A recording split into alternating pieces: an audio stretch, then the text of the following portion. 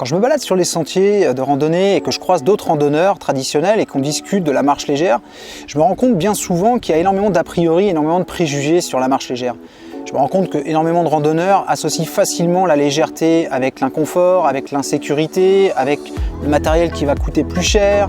Bref, je me rends compte qu'ils sont freinés par beaucoup de clichés, beaucoup de préjugés. Et puis, il y a aussi une grande partie de randonneurs qui ne savent pas trop comment s'y prendre pour s'alléger, qui pensent à tort que pour pouvoir s'alléger, ça va être simplement de remplacer le matériel qu'ils ont par un matériel qui va être plus léger, forcément plus cher et plus fragile. Et je trouve ça dommage finalement parce que ça prive beaucoup de gens des plaisirs et des bienfaits que peut apporter la randonnée légère, pas uniquement au niveau de la liberté que ça procure, mais aussi au niveau de la santé, parce que quelqu'un qui va randonner léger, il va investir sur le long terme. Quelqu'un qui randonne avec peu de matériel, avec peu de poids sur le dos, il va investir sur son capital santé sur le long terme. Ça va lui permettre d'avoir une vie de randonneur qui sera beaucoup plus longue que quelqu'un qui randonne avec 20 ou 25 kg sur le dos. Le corps, c'est une machine et au bout de quelques années, si on randonne avec un sac léger, on va avoir un corps qui va fonctionner de manière plus optimale que si on randonne avec un sac de 20 ou 30 kg sur le dos. Ça, c'est complètement évident. Alors j'ai réfléchi à ça et je me suis dit, mais Philippe, pourquoi tu tournerais pas une série de vidéos justement pour pouvoir expliquer les grands principes de la randonnée légère, pour pouvoir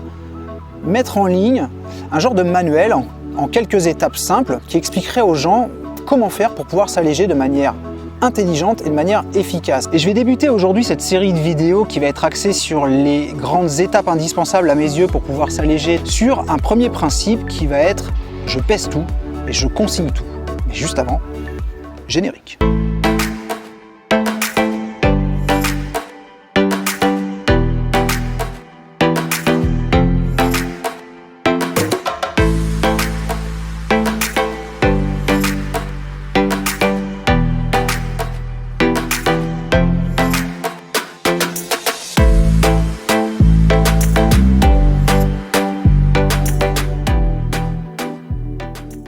Je te l'ai expliqué dans l'introduction de cette vidéo, si j'ai décidé de mettre en ligne aujourd'hui cette série des étapes incontournables à mon sens pour pouvoir alléger ton sac en randonnée, c'est pour faire prendre conscience aux gens qu'on peut tout à fait s'alléger en toute sécurité et en tout confort si on suit quelques règles basiques et si on a la bonne méthode pour s'alléger, on peut y arriver très facilement, sans forcément dépenser des milliers d'euros, sans forcément compromettre sa sécurité ou son confort. Alors ça peut paraître banal, le fait de tout peser et tout consigner, ça peut faire sourire certains, mais je vais te raconter une petite histoire qui va montrer que c'est pas si anodin que ça. Moi j'ai démarré la randonnée il y a une dizaine d'années. Alors à l'époque j'avais pas forcément un sac léger, ce qu'on appelle en fait léger, j'avais avoir un sac qui devait peser entre 6 et 8 kg.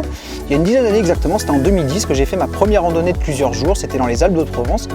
Et à l'époque j'avais déjà du matériel ultra léger puisque j'avais un ponchotard pour m'abriter qui me servait de protection de pluie la journée. J'avais pas de matelas pleine longueur pour dormir, j'avais déjà un matelas qui couvrait uniquement mon torse. Donc c'était marrant parce que j'avais déjà des objets légers dans ma liste, j'avais déjà acheté des objets légers, j'avais conscience qu'il y avait du matériel ultra léger. Mais à l'époque, je pesais pas du tout mes affaires, je pesais pas mon sac, je pesais pas mes objets. Donc je partais en randonnée et pendant plusieurs années comme ça, pendant 4 ou 5 ans, j'ai randonné, j'ai évolué dans mon matériel, j'ai changé mon matériel, j'ai remplacé, je me suis même parfois alourdi. Mais jamais je n'ai pesé mon matériel pendant toutes ces années et au final, je me suis rendu compte avec le recul que le poids de mon sac, en fait, il a jamais diminué. Je pense même qu'il a augmenté sur ces années où j'ai randonné comme ça, sans peser mes affaires systématiquement. Le poids de mon sac, en tout cas, il a jamais diminué.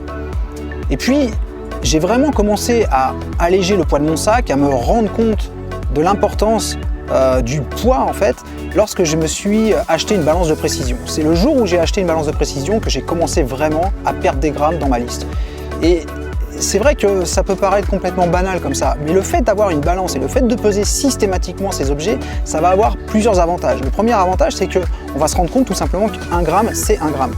Et avant de peser, j'avais plein d'objets moi dans ma liste que je considérais comme légers, des petits objets, des bricoles.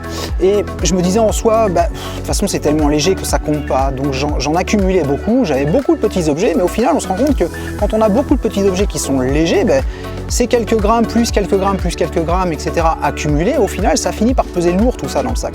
Donc ça, c'est le premier constat, c'est que là, on va pouvoir mettre un poids devant chaque objet. Et ça, c'est très important parce que ça va permettre de rationaliser justement chaque objet. Ça va permettre de se dire, ah bah oui, mais cet objet-là, il est peut-être sympa, il est peut-être joli, mais il pèse quand même son poids. Donc ça, c'est le premier constat. Le deuxième constat, c'est que ça va permettre aussi de pouvoir comparer très facilement des objets qui ont la même fonction. Un exemple aussi, quand j'ai commencé à randonner, J'utilisais pas de bouteille d'eau pour mes réserves d'eau, j'utilisais des gourdes. J'avais acheté une gourde chez Decathlon, je me rappelle c'était même une gourde qui avait une poche isotherme, un tissu isotherme pour pouvoir garder soi-disant la fraîcheur plus longtemps, ce qui était complètement faux d'ailleurs puisque je remplissais ma gourde et l'eau elle devenait chaude en 10 minutes. Et cette gourde-là, finalement, je m'en suis servi pendant des années. Pendant des années, j'utilisais cette gourde, j'étais très content de l'avoir, jusqu'au jour où je me suis acheté cette fameuse balance de précision et j'ai commencé à peser mes affaires. Et là, je me suis rendu compte au final que je pouvais prendre une bouteille d'eau minérale en plastique qui pèse 20 ou 25 grammes et ma gourde, elle en pesait peut-être 5 ou 6 fois plus, quoi. Elle devait peser 150 ou 140 grammes, je ne sais plus exactement, mais là, j'ai commencé à réaliser l'importance du poids parce que finalement, je me suis dit, pour la même fonction, c'est-à-dire transporter 1 litre de flotte, j'ai un objet qui va peser 6 fois plus lourd que l'autre. Et là, dans ma tête, l'équation, ça faisait sens. Il n'y avait plus d'intérêt à aller prendre cette gourde qui pesait 6 fois plus que la bouteille, étant donné que finalement, les deux me servaient exactement la même chose. J'avais le même usage. C'était même plus pratique la bouteille parce que je pouvais plus facilement la ranger dans mon sac que cette gourde qui avait une forme un peu bizarre et qui ne rentrait bien nulle part finalement. Et qui me gênait plus qu'autre chose. Et ça aussi, c'est un gros avantage de peser ces objets, c'est qu'on va pouvoir comparer justement des objets qui ont la même fonction, et le fait de pouvoir comparer des objets qui ont la même fonction va nous permettre de plus facilement choisir l'objet qui va être le plus efficace, le plus léger, le plus compact. Et ça, c'est un gros avantage. Et le corollaire de tout peser, justement, c'est que ça va nous permettre de faire des listes de matériel. Ça va nous permettre de lister tout ce qu'on emporte. Et le fait de lister tout ce qu'on emporte, ça va nous faire réaliser à quel point on peut emporter d'objets dans une liste. Et ça, tant qu'on ne l'a pas mis sur papier, tant qu'on ne l'a pas écrit, on s'en rend pas compte, on réalise pas en fait. On fait notre sac, on le pèse pas et on se rend pas compte à quel point on pourrait l'alléger facilement juste avec cette première étape, le fait de tout peser, le fait de tout consigner. Alors ça a plein d'avantages le fait de consigner ces objets dans une liste. Ça va permettre aussi de classer ces objets en fonction de catégories. Par exemple, on va avoir une catégorie pour tout ce qui est bivouac, on va avoir une catégorie pour la cuisine, on va avoir une catégorie pour tout ce qui est rangement, portage avec le sac à dos, on va avoir une catégorie pour tout ce qui est matériel électronique, etc., etc., etc. Et le fait de diviser notre liste en sous-catégories, ça va nous permettre de voir pour chaque fonction, pour chaque usage, qu'est-ce qu'on emporte en termes de poids et en termes d'objets, en termes de volume. Et au même titre qu'on va avoir un poids en face de chaque objet, on va avoir un poids en face de chaque catégorie. Et ça aussi, ça va faire prendre conscience d'une chose. Il y a des marques de sacs à dos, par exemple Deuter ou Gregory, qui font des sacs à dos traditionnels qui vont peser pas loin de 2 kg, voire 2,5 kg avec l'armature complet et accessoires. Et il y a des listes de matériel qui font ce poids-là, c'est-à-dire que dans toute la liste, on a de quoi manger, on a de quoi se protéger du froid, se protéger du vent, se protéger de la pluie, de quoi s'abriter. Enfin, on a tout ce qu'il faut pour aller randonner en autonomie. Tout ça, ça va peser le même poids qu'un seul objet. Le fait de faire des listes avec des poids, ça va nous permettre justement de comparer ce qui est comparable, ça va nous permettre de rationaliser les poids de chaque objet et ça va nous permettre d'alléger et d'optimiser notre matériel. Et puis ça n'a pas que ça comme avantage. On va par exemple pouvoir faire différentes listes en fonction de différentes configurations. On peut très bien avoir une liste pour des randonnées en été, on peut avoir une liste pour des randonnées 3 saisons, on peut avoir une liste pour les bivouacs hivernaux et forcément la liste ne va pas contenir le même matériel, ne sera pas configurée de la même manière.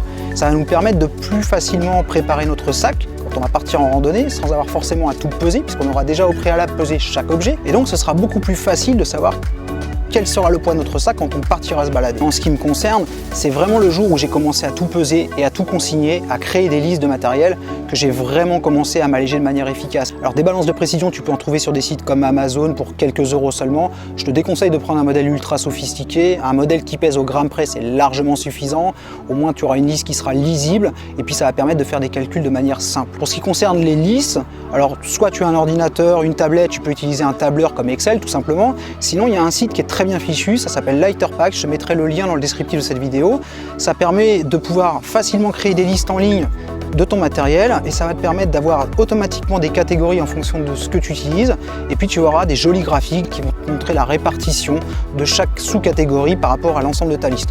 C'est un site qui est très populaire chez les randonneurs légers, ultra légers, qui est très utilisé, donc n'hésite pas à l'utiliser si tu n'as pas forcément une préférence pour un tableur quelconque, sinon tu peux faire toi-même tes listes chez toi, mais n'hésite pas à faire plusieurs configurations, ça je t'encourage même à le faire, n'hésite pas à faire plusieurs types de configurations et puis on le verra dans les conseils suivants que je ferai dans les vidéos prochainement, tu verras que ça va aussi te servir quand tu vas expérimenter des solutions. Voilà, cette vidéo est terminée, j'espère qu'elle t'a plu, n'hésite pas à mettre un pouce si c'est le cas, on se retrouve très prochainement pour le deuxième épisode de cette série. En attendant, je te souhaite de bonnes randos légères. Ciao!